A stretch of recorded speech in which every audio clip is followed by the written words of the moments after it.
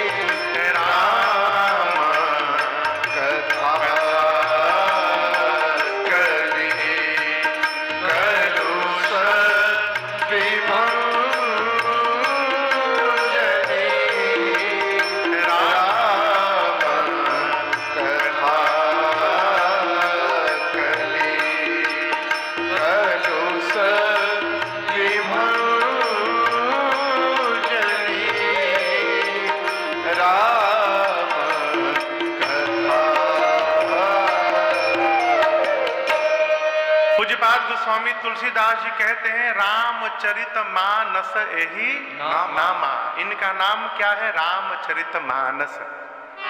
अब यहां दर्शन करिए, भगवान श्री राम के ऊपर अनेक ग्रंथ बनाए गए। कितने ग्रंथ हैं? तो गोस्वामी जी कहते हैं 100 करोड़ से ऊपर। कितना कितना है? 100 करोड़ से ऊपर। 100 करोड़ यानी 1 अरब हो गया। रामायण शतकोटि अपारा। राम रक्षा स्तोत्र का पहला स्तोत्र है चरितम रघुनाथस्य शतकोटि प्रविस्तरम एकैकमक्षरम पुंसाम महापातक नाशनम। भगवान का चरित्र कितना है? 100 करोड़ से ऊपर। अब आप कहोगे महाराज ये कैसे संभव है? 100 करोड़ कैसे हो जाएगा? तो यहां दर्शन करिए।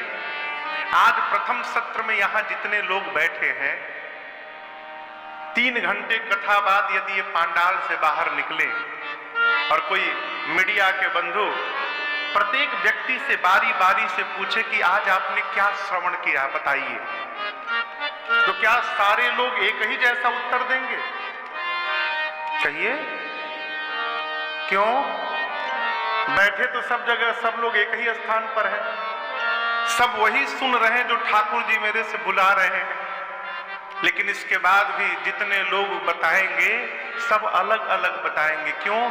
सबकी मति अलग है, सबकी पात्रता अलग है, सबका चिंतन अलग है, सबकी ग्राह्य क्षमता अलग है, सबका विचार अलग है। जो जिसका जैसी मति है वो उतना समझेगा, जो जैसा समझेगा वैसा उसको बताएगा। उसी प्रकार राम जी के समय लीला में जितने लोग साथ में थे, वो हनुमान जी हो, अंगद जी हो, नल नील हो, जामवंत जी हो, सुग्रीव जी हो, मुनि लोग हैं और ऋषिगण हो, वानरों का समाज हो, सबने एक एक रामायण की रचना की। सबने लिखा क्या गया? जिसने जहां से एंट्री मारी थी उसके बाद से विस्तार में लिखा और उसके पहले का संक्षेप में लिखा। जिसको जिस भाव में, जिस प्रसंग में अधिक आनंद आया उसने उसका अधिक विस्तार किया, बाकी को संक्षेप कर दिया। इस प्रकार रामायण की संख्या 100 करोड़ से ऊपर हो गई। आज भी वर्तमान समय में अध्यात्म रामायण है, कंब रामायण है, सबसे अधिक श्रीमद् वाल्मीकि रामायण है? जितने ग्रंथ लिखे गए सबके नाम प्रायः रामायण लिखे गए। मानस जी को भी हम और आप बोलचाल की भाषा में रामायण ही कहते हैं, परंतु गोस्वामी जी कहते हैं इनका नाम रामायण नहीं है। फिर राम चरित मानस एहि नाम, इनका नाम है श्री रामचरितमानस। अब यहां भाव समझिएगा।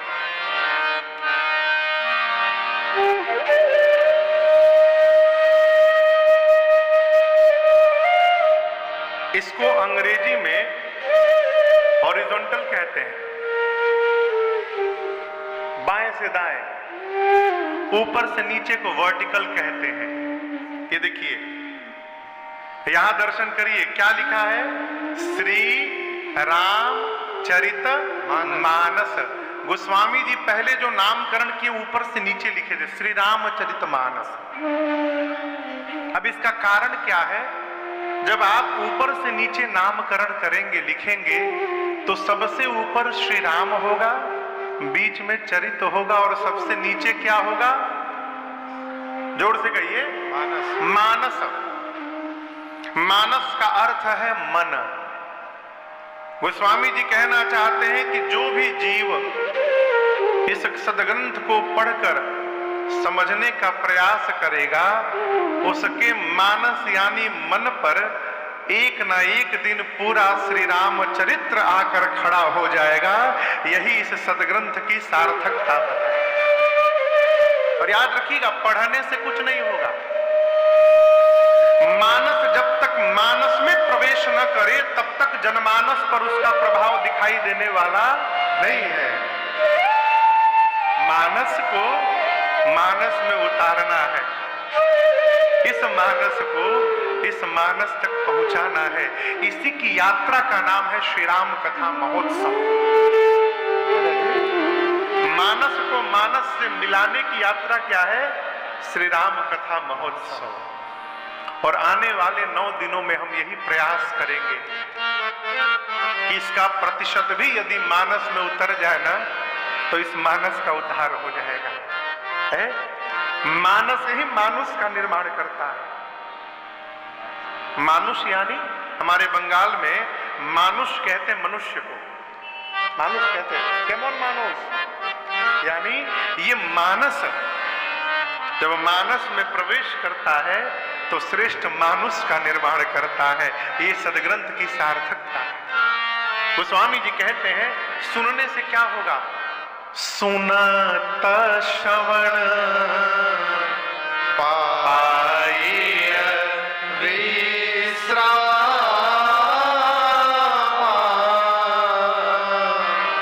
भगवान श्री राम की कथा सुनने के बाद पहला परिणाम है जीव को विश्राम की प्राप्ति हो जाए। आप सुंदर रामचरितमानस का अंतिम छंद उत्तरकांड दोहा क्रमांक 130, दोहे के ऊपर जो छंद है, कितने छंद हैं? कितने छंद लिखे गोस्वामी जी ने? खोलिए मत, ऐसे बताइए। 3 अंतिम छंद पढ़िए। सुंदर सुजान कृपा निधान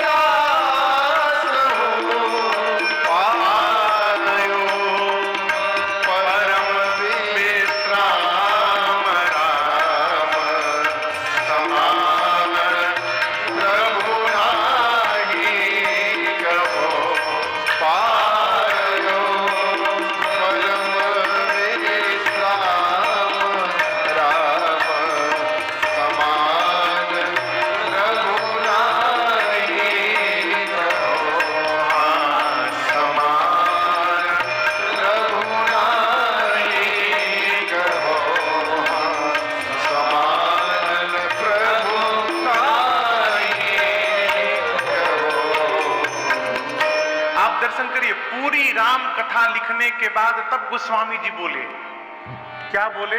ये है कौन? सुंदर सुजान, सुजान यानी सज्जन है, कृपा निधान करुणा के भंडार है। विशेषता क्या है? अनाथ पर कर प्रीति जो, अनाथ से जो प्रेम करे वो कौन है? सोए कराम अकाम हित निर्वाण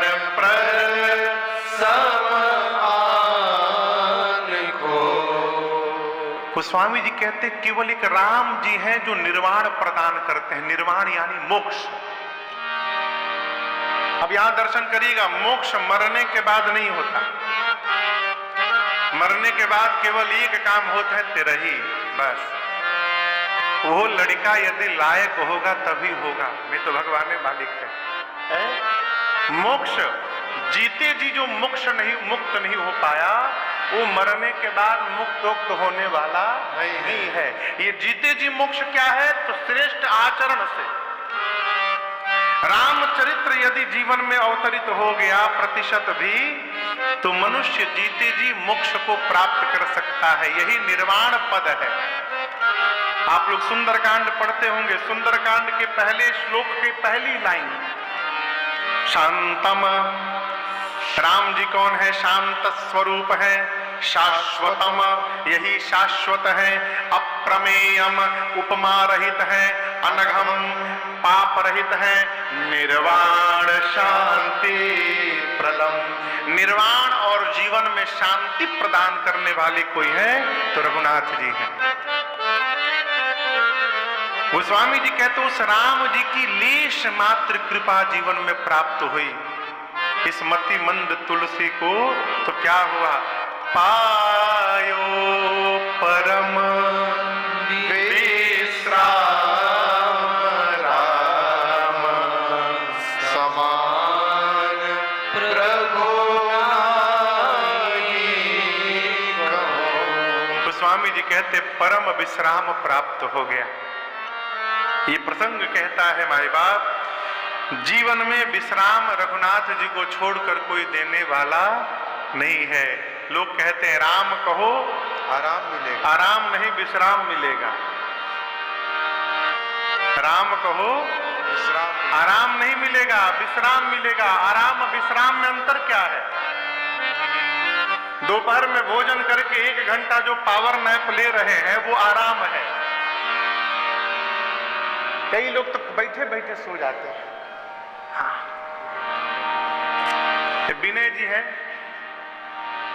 कल 5 घंटे की यात्रा में 4 घंटा सोए हैं। आगे तो हम ही है रास्ता देखने के लिए गूगल पर, ये चकाचक पीछे सो रहे हैं। ये विश्राम नहीं है, ये आराम है। विश्राम क्या है? दर्शन करिए।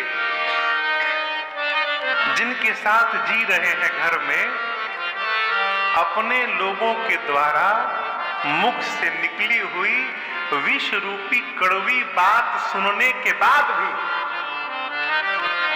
विष रूपी कड़वी बात कान से पीने के बाद भी, उसके लिए जिसके मुख से राम राम निकल रहा है, विष पान करके भी जो राम बोल रहा है, वो विश्राम को प्राप्त कर चुका है। ये विश्राम की अवस्था है। ये सोना विश्राम नहीं है। और एक बार याद रखिएगा, एक बार विश्राम जीवन को प्राप्त हो गया तो किसी भी स्थिति परिस्थिति में जीवन का आनंद समाप्त होने वाला नहीं है। ये राम जी की कथा आराम से विश्राम की यात्रा, ये जीव को विश्राम तक ले जाती है। भैया पूज्यपाद गोस्वामी तुलसीदास जी ने गांव की अवधी भाषा में इस ग्रंथ की रचना की। मैं आपको थोड़ी भूमिका पहले ले जाऊं। संवत 1631, अभी कौन सा संवत चल रहा है? हमके ज्ञानवान नहीं है संतोष जी। अरे कोई देवता हो तो बतावे, 2079 है कि 80 है? 80 चल रहा है। 80 चल रहा है कि 79 है? उस दिन कल का याद करके बोलता रहे ना, वो अगले साल का पंचांग निकाले थे। 2079 चल रहा होगा संभवतः, मुझे जहां तक ध्यान है 80 है, 80 चल रहा है। 2080 हम पहले क्षमा मांग ले, हमको ज्ञान नहीं है। 2080 चल रहा है। गोस्वामी जी मानस कब लिखे? संबत 1631। अभी संबत 2080 है, गोस्वामी जी संबत 1631 में, अकबर का शासनकाल था उस समय। और किस दिन लिखना प्रारंभ किए? नौमी भौम वार मधुमासा अवधपुरी चरित प्रकाशा। संबत 1631 के चैत्र मास के शुक्ल पक्ष के नौमी तिथि को, जो मंगलवार के दिन पड़ी थी, यानी रामनवमी, और काल गणना कहती है चाचा जी, राम जी के अवतार के समय जो जोग लगन ग्रह तिथि नक्षत्र मुहूर्त बना था, वो सारे मुहूर्त संबत 1631 के रामनवमी को थे। अभी रामनवमी तिथि आवश्यक नहीं है कि मंगलवार को पड़ जाए, कभी सोमवार को भी पड़ जाए, कभी बुधवार को पड़ जाए। जिस दिन मेरी दीक्षा हुई थी उस दिन मंगलवार को पड़ी थी। 2011 में रामनवमी मंगलवार को थी, दीक्षा हुई चित्रकूट में, चाचा जी थे वहां पर सामने खड़े। संबत 1631 में रामनवमी के दिन वो सारे नक्षत्र ग्रह तिथियां उपस्थित थी जो राम जी के अवतार के समय थी। वो सारे ग्रह नक्षत्र एक साथ एकत्रित भये तो राम जी का अवतार हुआ, और वो सारे मुहूर्त एक साथ उपस्थित भये तो श्री रामचरितमानस जी का अवतार हुआ, और वो भी स्थान अयोध्या धाम, अवधपुरी यह चरित प्रकाशा। उस दिन गोस्वामी जी लिखना प्रारंभ किए। उनकी अवस्था थी 70 वर्ष की। और आपको बताऊं, पूरा दिन लिखे, रात को सोए, सवेरे जब जगे गोस्वामी तो कल वाला मिट गया था, ब्लैंक भोजपत्र में लिखते थे। अगले दिन फिर लिखे, परसों सुबह उठे तो कल वाला फिर मिट गया। ऐसे चला 7 दिन। दिन भर लिखते थे, अगले दिन अपने आप सब मिट जाए।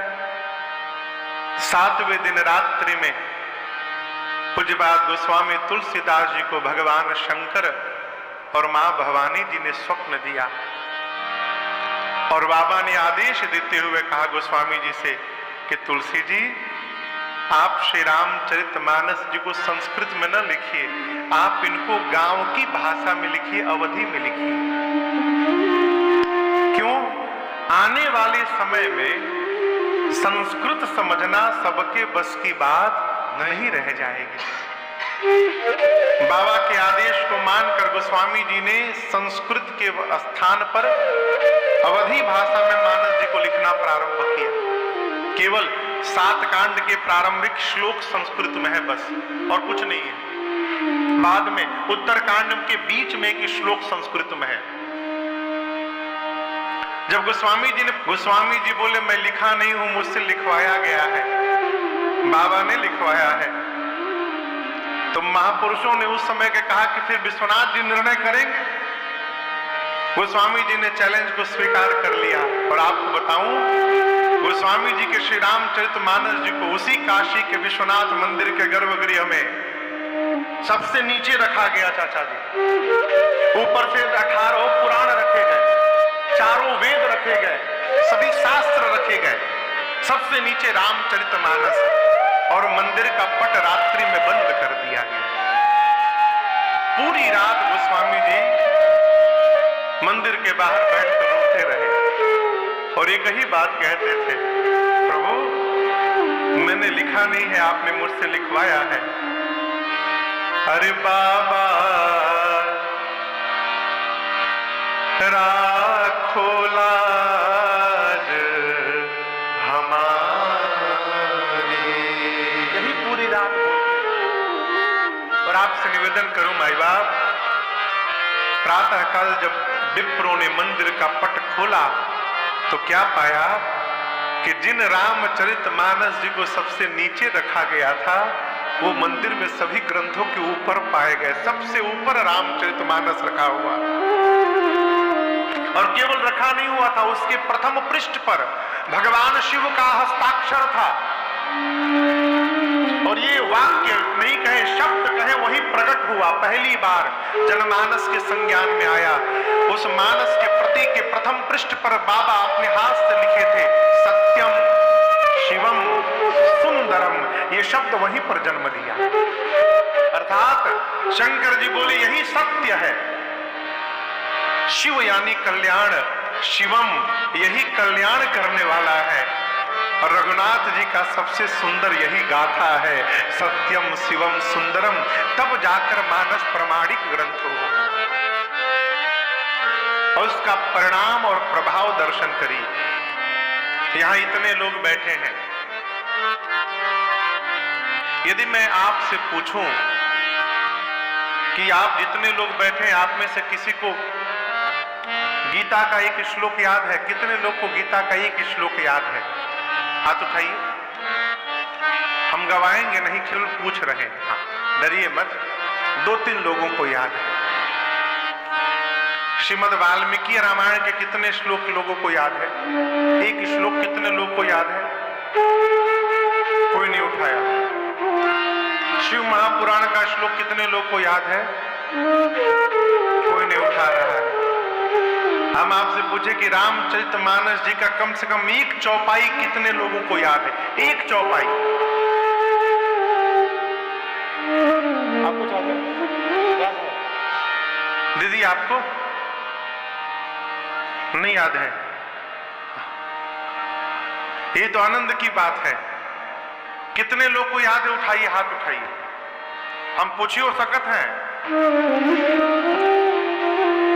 अब हम कहें सबको याद है। आज नहीं, धरती पर ऐसा कोई सनातनी नहीं है जिसको मानस की एक चौपाई न याद हो। कुछ नहीं गाएगा तो इतना जरूर गाएगा, मंगल भवन अमंगल हारी, मंगल भवन अमंगल हारी, द्रवमु सुत सरथ अजिर बिहारी, द्रवमु सुत सरथ अजिर बिहारी। ये चौपाई कितने लोगों को याद था? ठीक से उठाइए। पहले क्यों नहीं उठाए? आप दर्शन करिए, पता नहीं था कि मानस जी की चौपाई है। अब आगे दर्शन करिए, मानस जी का एक दोहा कम से कम कितने लोगों को याद है? एक दोहा। चाचा जी आपको याद है? आप में से एक दोहा।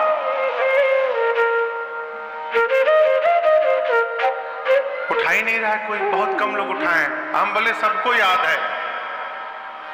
हम तो कह रहे हैं छोटका वो आशी को भी याद होगा एक दोहा। मेरे साथ गाइए, श्री गुरु चरण सरोज रज निज मन मुकुर सुधार,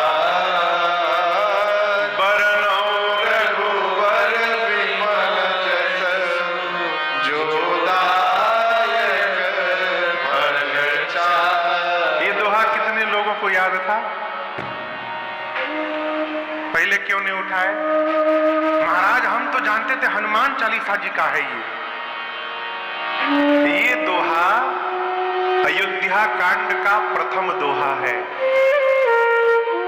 श्री हनुमान चालीसा जी यहां से प्रारंभ नहीं होते, श्री हनुमान चालीसा प्रारंभ होते हैं, बुद्धिहीन तन जानिके। हे हनुमान जी, अपने आप को बुद्धिहीन जानकर मैं सुमिरऊं पवन कुमार। मैं आपको याद कर रहा हूं। बल बुद्धि विद्या देहु मोहि, मुझे दीजिए, अब बदले में हरहु कलेश। यहाँ जो कचरा भरा है उसको ले जाइए, अब बल बुद्धि विद्या दीजिए। यहां से प्रारंभ होते हैं। वो तो पूर्व काल में इस दोहे को उठाकर वहां जोड़ दिया गया। ये मानस जी का पहला दोहा अयोध्या कांड का। अब कहे छंद कितने लोगों को याद है? एक छंद चाचा जी आपको याद है? आप में से किसी को छंद प्राय सबको याद होगा। मनुजा ही राचेऊ मिली सो परो सहज सुंदर सावरो करुणा निहार सुजान स्नेह जानत रावरो तेहि भारि गौरी हसीस सुनित सहित हिय हरषि हरि तुलसी आई पूजे पूजे पूजे मोदे अर्पण मंदिर मोदे कमल मंदिर मोदे कमल मंदिर। ये बाल कांड का छंद है, याद था ना? जो ये नहीं याद होगा, भय प्रगट कृपाला दीन दयाला कौशल्या हितकारी, ये तो याद है। अब बताइए श्लोक कितने लोगों को याद है? एक श्लोक डरे कोई हाथ नहीं उठा रहा, लेकिन याद बहुतों को है। नीलांबुज श्यामल कोमलांगम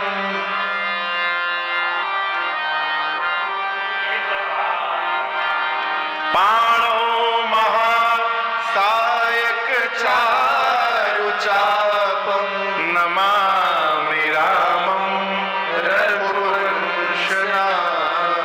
आप दर्शन करिए, सबको एक चौपाई याद है, दोहा याद है, छंद याद है, श्लोक याद है। यही मानस जी की प्रामाणिकता है। श्री रामचरितमानस भारतीय संस्कृति के एक एक घर के भीतर विराजमान है। लेकिन समस्या जानते हैं क्या है? हम मानस जी को पढ़ते नहीं हैं, मानस जी को केवल अगरबत्ती दिखाते हैं बस। मानस जी को लाल कपड़े में लपेट के आरती उतारने से कुछ होने वाला नहीं है। अकाउंट खोलिए,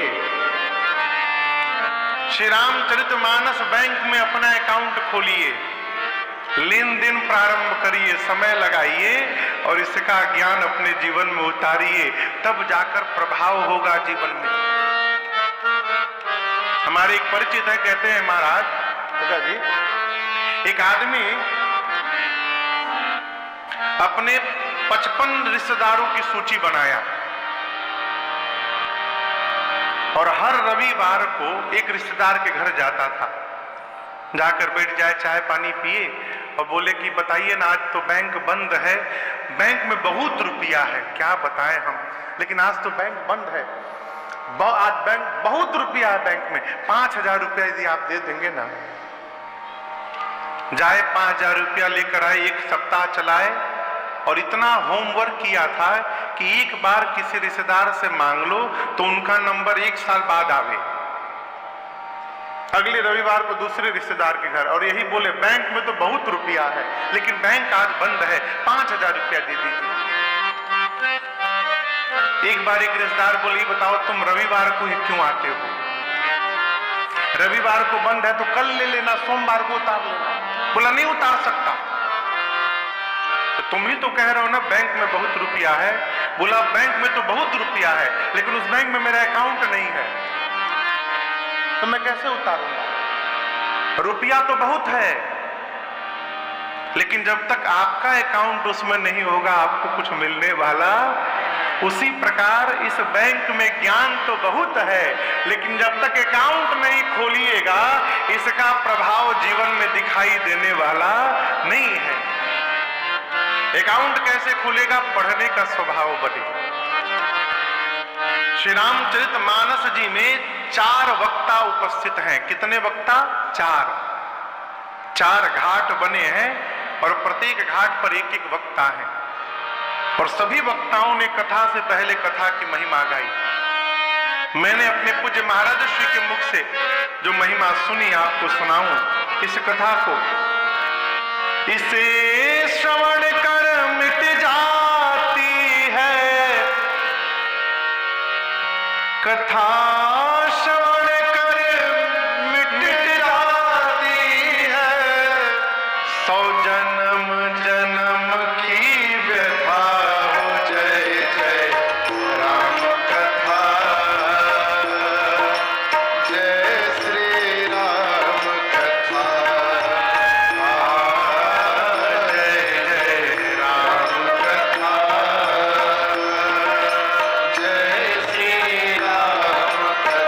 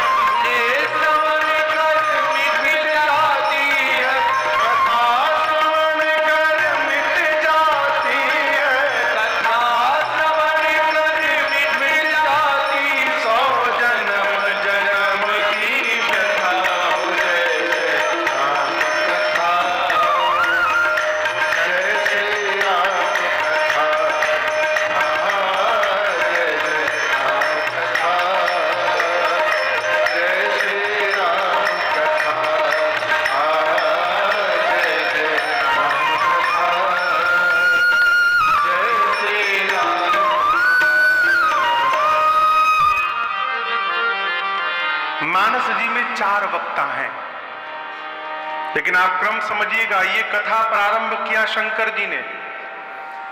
जी ने ही पार्वती जी को सुनाया।